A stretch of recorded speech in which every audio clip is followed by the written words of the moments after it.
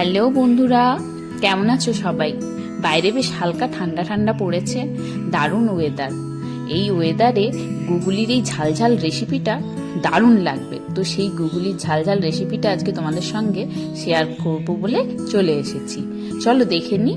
তো প্রথমে আমি পেঁয়াজ, টমেটো, আদা, রসুন এগুলো সব ভালো করে কুচিয়ে নিয়েছি এবং আলুগুলো ডুমো ডুমো করে কেটে নিয়েছি। এবারে আমি এই যে মশলাগুলো কেটে নিয়েছি এগুলো ভালো করে মিক্সিতে পেস্ট করে নেব। তো প্রথমে দিয়ে দিলাম আদা, রসুন, পেঁয়াজ, টমেটো, তার সঙ্গে শুকনো লঙ্কা আর অল্প একটু জিরে দেব। তোমরা যে যেমন ঝাল খাবে সেরকম শুকনো লঙ্কা দিও, পারলে এতে কাঁচা লঙ্কাও বেটে দিতে পারো, তাতে টেস্টটা আরো ভালো হয়। এবারে আমি দেখো মশলাটা খুব সুন্দর করে পেস্ট করে নিয়েছি, একদম স্মুথ একটা পেস্ট। আর আমি এদিকে গুগলিগুলোও ভালো করে ছাড়িয়ে ধুয়ে নিয়েছি। তোমরা পারলে একটু নুন দিয়ে ধুয়ে নিও, তাহলে গুগলির যে হড়হড়ে ভাবটা সেটা চলে যাবে। এবারে আমি কড়া বসিয়ে নিচ্ছি, দিয়ে কড়াইটা গরম করতে দিয়ে দিলাম।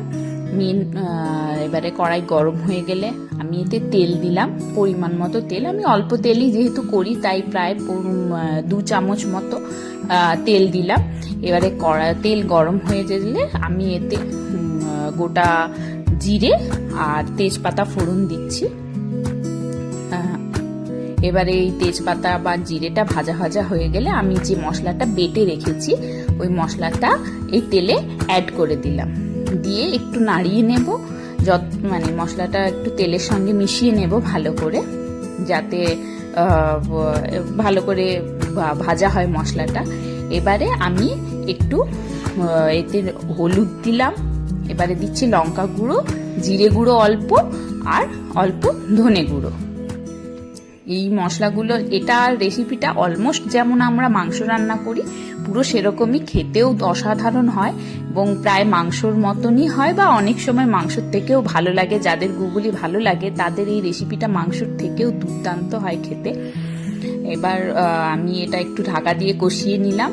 তারপরে যে মিক্সির যে জারটা আছে সেই জারটা ধুয়ে এতে জল দিয়ে দিলাম। ওই জলটা দিয়ে আবার ভালো করে নাড়িয়ে নিচ্ছি এবং মশলাটা থেকে তেল বেরোনো পর্যন্ত মশলাটা ঢাকা দিয়ে ভালো করে কষিয়ে নেব।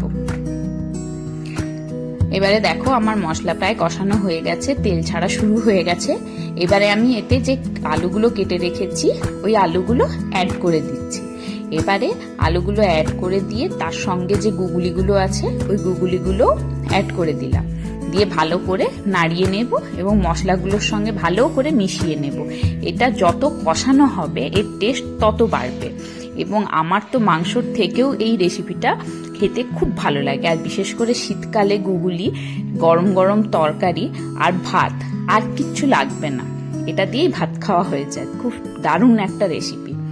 এবারে আমি এতে পরিমাণ মতো লবণ অ্যাড করলাম। তোমরা তোমাদের স্বাদ মতো লবণ অবশ্যই অ্যাড করবে। এবারে লবণটা ভালো করে মিশিয়ে নিচ্ছি। এবারে আবার আমি ঢাকা দিয়ে এটাকে একটু কষাতে দেব।